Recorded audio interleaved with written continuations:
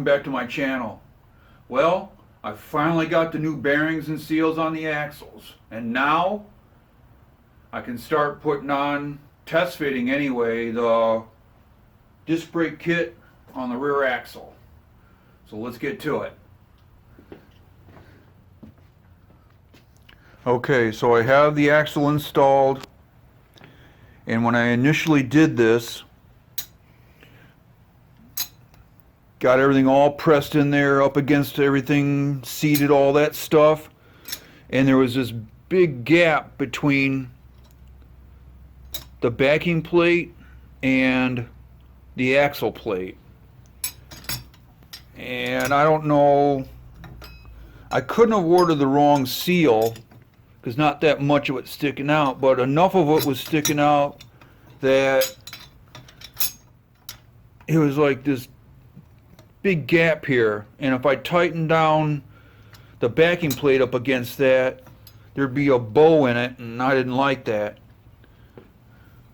The disc brake kit is supplying you with these shims, 4 of them as a matter of fact. I don't know if they foresaw this kind of problem or change for installing, the new seals, all that kind of stuff.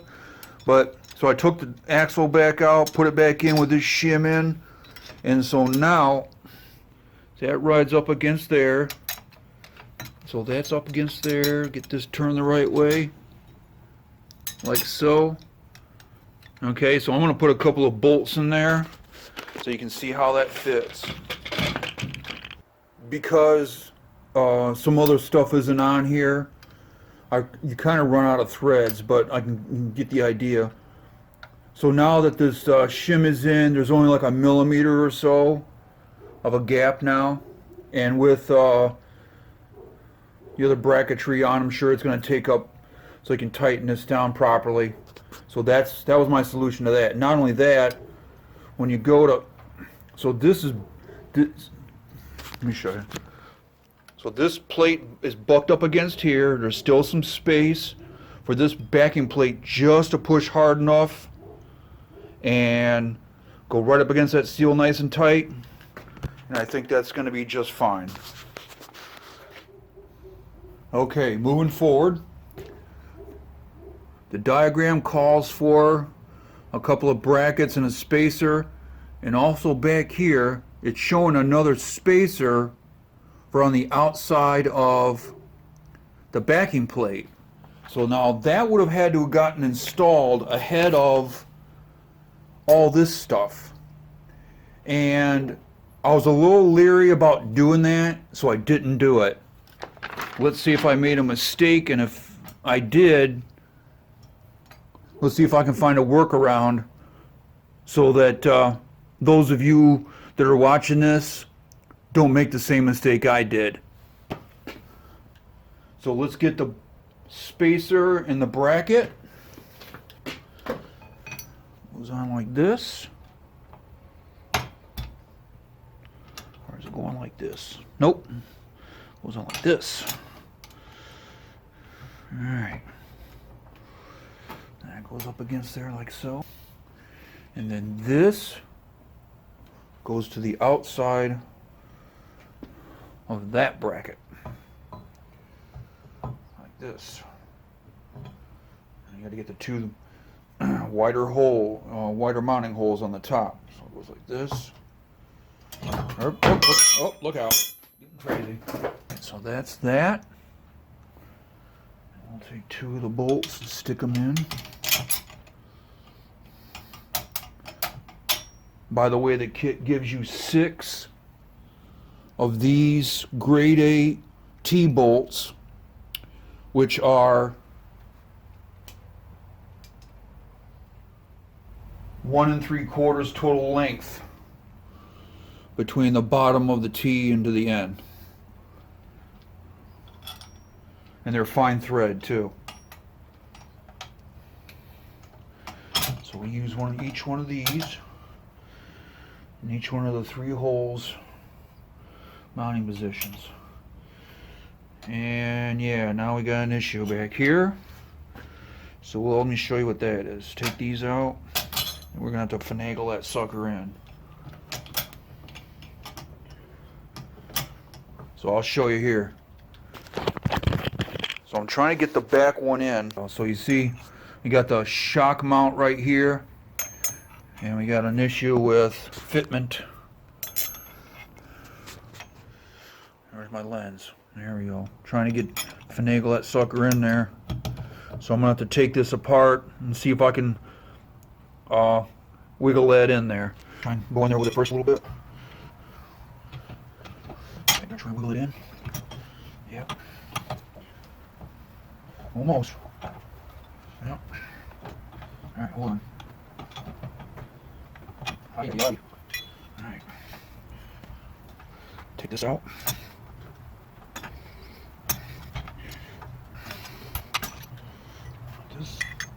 Like this.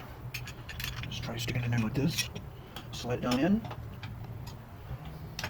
And it's a done deal. So you hold the two components together and kind of like pre-assemble it there a little bit. Tip it at an angle a little bit. And you can finagle it right into the bottom hole there. No problem. You just get this stuff. There we go.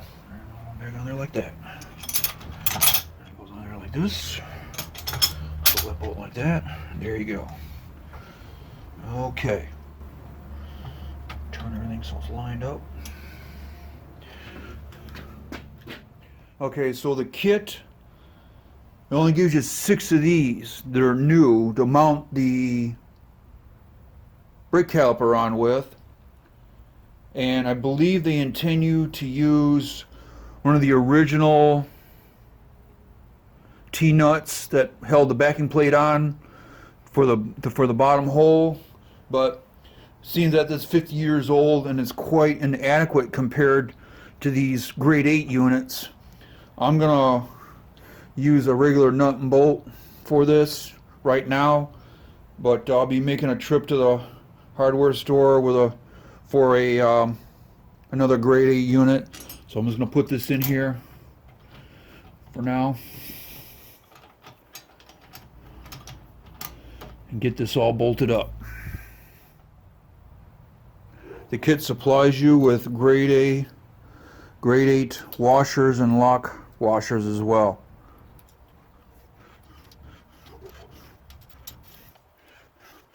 There we go. 2 more and we'll be done with that part.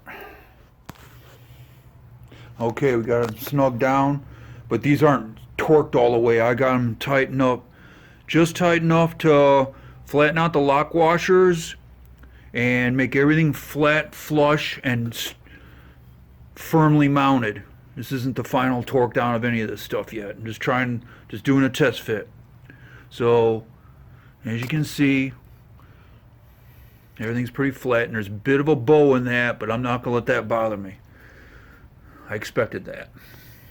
So okay, so let's move on to put on the brake caliper. Okay, got the caliper ready to go. It's going to line up with these 2 holes right here. Let's see if we can get this thing on. Might help if I put this on right. It is a disc brake system after all.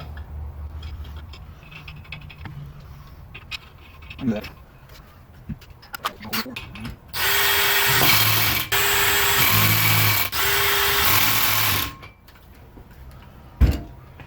Okay, now let's try putting the caliper on.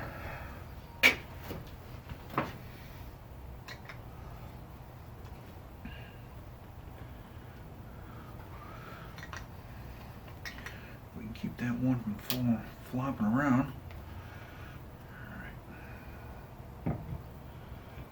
There it goes. That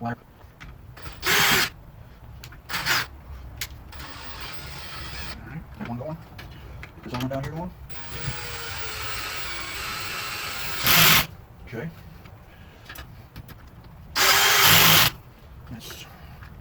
I'm going to get a wrench and snug those up.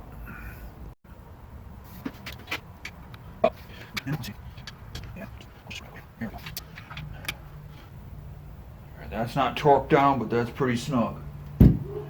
Okay, let's see what we got. Moving back and forth like it's supposed to. Let's dismount here and take a closer look.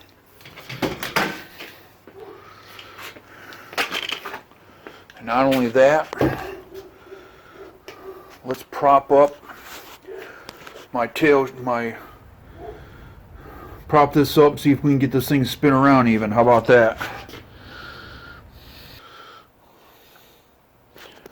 Okay, there it is. I got the pressure off this, and we can spin some stuff around here and see what we got. Everything's all, get my portable light here. You can see down in there. Where's the lens? Okay. There you go. Now you can see down in. Here's the other spare bolt, right? Everything's all put together there. So let's see if I can get some light back on there. Come on. Alright. We'll get this to... Yeah. It's dragging just a little bit on the pads, but you expect that, right? It's loose in there. That's the way it's supposed to be. This one's up against there a little bit. So I'm going to turn this. I'm going to, you know what? I'm going to put the other two lug nuts on. Alright, so I got the other lug nuts on. Those are snug down too. And a semi-simulated installation. Everything's turning freely. I'm liking it. I think this side's a success. So this is the parking brake attachment. We'll have to get this under the car, get it all mounted up and all that. We can move forward with that stuff. And I do have a slight issue that I haven't been able to figure out yet, but there we go. Okay, so here's where the brake line attaches with the banjo bolt, and then right across from that is the shock mount, right in line with that. I think I'm gonna like boost this up a little bit with a piece of wood, find the brake line and a shock, and do a simulated mount of how this is going to go, because I think I might be in trouble.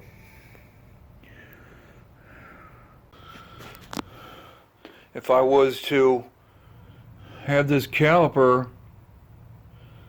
over on this side and just like take this whole unit right here and put it down there, now the parking brake can't be utilized. Now I might as well take that off. Or the emergency brake, right? The emergency brake system. I'd like to have that. I'm going to prop this up and see how this all works out, mounted up with the shock absorber and all that. Okay, so this is what I've learned so far. There's two methods to mounting the flexible line to the axle. And one way, they provide all this stuff too as well,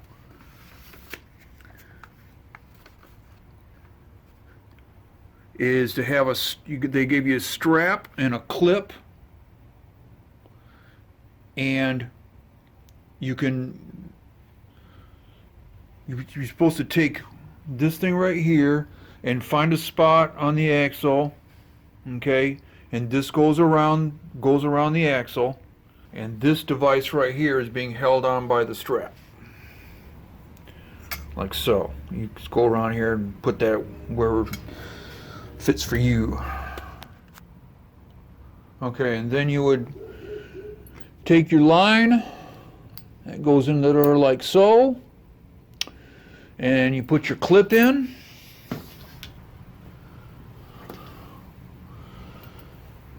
Right? Take your clip and put that in. So, but anyway, you take your clip and put it in like that. And then the hard line comes out and goes to the center distribution block. And there you go. Or you get these.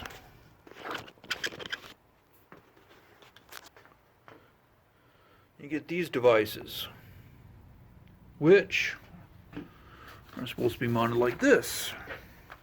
Nope, that's not it. This one. You look in the diagram. You're supposed to modify this slightly, I suppose, and bolt this to the side of your shock mount. And then, as you can see, the tube, the soft line comes off of that, goes back to your brake caliper. Zippity doo dah, there you go. That's what you're supposed to do with that.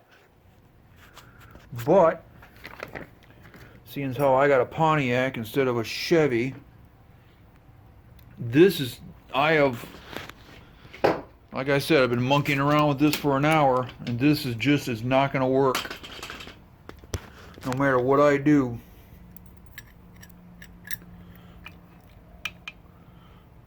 I mean, I would have to take this right here and bend and conform this to what I want, or weld up some other mounting system, blah blah blah, make that work. Well, that ain't cutting the mustard. And then too,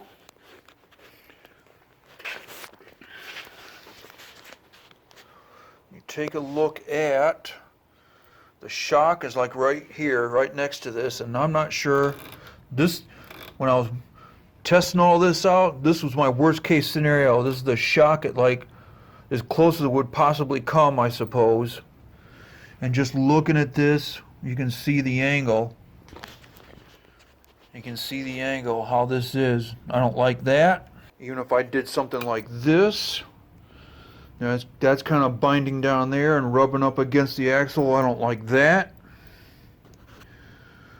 The only recourse would be to go to this route. Put the shock up right close to that, kind of angle it away a little bit, simulate it being in the car, and loop it like this around the shock so it's on the other side of the shock, on the back side of the car and exposed. I don't know if I like that or not. So this is what I'm messing with. I don't know what I'm going to do here. I'm thinking that I'm going to order some custom brake line components where I can get a banjo bolt attachment that goes on to the brake caliper that comes back and curves up at a 45-degree angle. So it comes up like this and ends up coming up this way, and maybe just do a gentle curve around the top of the axle here would work for me just fine, because on the original the hard line come off of the back of the axle, of course, from this junction box right here, junction fitting, and probably came across the front right down to this clip right here. The other one got knocked off, but there's two on the other side. One here, one down there for the other side. And I was entertaining the idea, this is the line that came with the kit. This right here. Now I got the old junction box on there, distribution block, whatever you want to call it. And this is running along here, and I was entertaining, hoping, you know, just to kind of keep it hidden, maybe make it looking cleaner and neater, all that kind of stuff. And make a bend in this right here. and meet up with the flex line coming down this way into this area somewhere and do it like that. So there it sits. So when I get this all hashed out and figured out, mounted on the car for a 70 Pontiac LEMANS / GTO, but I am going to at least straighten up the axle on this table. I'm going to assemble the other, do a test assembly on the other side with the other disc brake, caliper, all that stuff, make sure that working good. Get that other axle in. So I got both of them on now. Turn this here. Turning the yoke here. Everything's righty-tighty and pretty much. And there's the minimal of air gap in here. The other one's got, the other side's got like a millimeter or so, and this one's a little bit closer. But yeah, you turn the yoke and this turns free. Just drags on there a little bit because there's got the minimal of air gap. And both of the units are on. Things are looking good. And that is it for now. I got some things going on with brake lines. I want to get something different. The routing just isn't working out for me, so when I go to put that stuff on, I'll make another installment. But until then, please like and subscribe and share, and see me in the next episode.